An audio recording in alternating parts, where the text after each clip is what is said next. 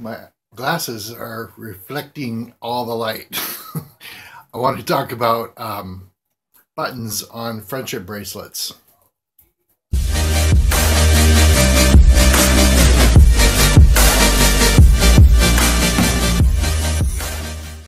All right, so when I make when I send out these bracelets to people, I send them out with this little card. It's got a picture of what some other bracelets I made in the past look like, but it also has instructions. So basically, what you do is it'll come already buttoned, but the strands will be. I mean, it'll be all the way at the end of the strand. So what you do is you just slip it on your wrist or your ankle. A lot of people wear bracelets on their ankles, maybe not this thick, but or wide. But anyway, you put the bead or the button through the loop. You pull the long braid until it's as tight as you can handle it, and then but not too tight. You don't want it to be too tight, and it'll cut the circulation off your wrist. And you just tie a double knot and cut off the excess. But you can add glue if you want. If you've cut it off and then like I decided not to cut off the excess because I kind of like a little bit of excess, you know. And each knot, I mean, each little braid has a little knot on there, so um, they won't come apart. And then if you put glue on that, you know, that'll keep it from getting loose. So let me take these buttons out of here. See, I like the buttons instead of the beads because the buttons will stay on better. I don't know if people have lost their bracelets because of the beads or not. Nobody's ever said anything to me, so I have no idea. But this is the way I do it. So with this one in particular, these buttons, the hole was so small that I could literally only get six strands. This bracelet is a 24 strand bracelet, so normally I'd like to get one strand of string through the or one braid through the buttonhole, and then just tie it at the end. But in this case, because I could only get six through, I had to tie the knot. I had to pull the bead or brace the button out as far as I could, and then I did a double knot here. I didn't do a surgeon's knot, which would mean you double it over twice, or tie it over twice. You know, like once, and then again a second time. I didn't do that because I want to be able to loosen it up if I have to. And see, I just pulled it a little and it loosened it up. Um, but this is long enough of a braid for me to feel comfortable with it. Um, and I got these beads from a shop, and I can't remember their name right now, so I'm just going to put the shop name on the screen, so you can see the name of the shop that I got these buttons from. I don't know why I keep forgetting the word button. I keep wanting to say bead. Anyway, so all I do is basically just, you know, when it's on my wrist, just put the braided loop over the button. Let me put this on. Let's see if I can do it on the screen or without covering the screen too much. I'm probably covering up the screen too much. Yeah, you're probably not going to be able to see this. There we go. Oh, no, because I'm looking at the screen. I guess if I don't look, there we go. If you're having trouble, obviously you're going to want to have some help, but I mean, this is usually a one-man job or one-woman job, or boy or girl. I'm having trouble. There you go. So that's what it would look like on me. once I have the buttons buttoned. And see, I like to pull these braids out, one on each side.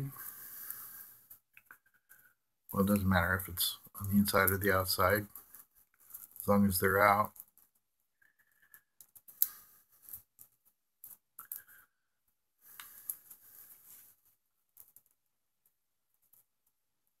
There you go. I like it the way it looks with these little braids sticking out. It doesn't hurt anything. Nobody's going to get hurt from seeing the braids. Let's see, I like to have these colors always on the top, but for some reason they always end up over here. But so that's what it would look like. See, I like it to be tight. I mean, not it's not cutting off the circulation. There's still room enough for me to put my finger in there. Um, so yeah, that's the way I make my bracelets. I'm using these rainbow buttons rather than using beads because I just think it looks better. I think it stays on better um, because I mean, look where the strand is. It's there's no way of it coming off. If it was a bead, it would probably fall off. So I'm not using beads anymore. This will be the standard. What made me do this is because the person that wanted those Disney themed bracelets, and by the way, you can see her unboxing all of her bracelets on her channel called Chasing Simple Things. So I'll put the link in the description, and I'll put it at the end of this video. But you can see her video. I mean her bracelets, and here's a picture of them front and back with the buttons. And the reason I started using the buttons is because she said that she wanted Disney themed bracelets. So I thought, well, let me see if there are Disney themed buttons that I can buy. So I bought these buttons from this other shop, and uh, that's what gave me the idea to start. Well, I mean, I got the idea for using buttons from the iLoom because these are the kind of buttons that the iLoom uses. I have two left. So that's what really gave me the idea. They normally have two holes in the shank, and what you do is you pull the braids through, two braids through, and then tie them both in a knot. But most buttons with shanks don't have two holes. So if I find a button that has a shank on it that I want to use, like the Dory, Finding Nemo, the Squirt, the Chippendale buttons, or even these rainbow buttons, then I think it's worth using those instead of a bead. So yeah, that's generally how I put my bracelets on, and that's how I tell people. And if they couldn't get these instructions, well, now you got it. So hopefully.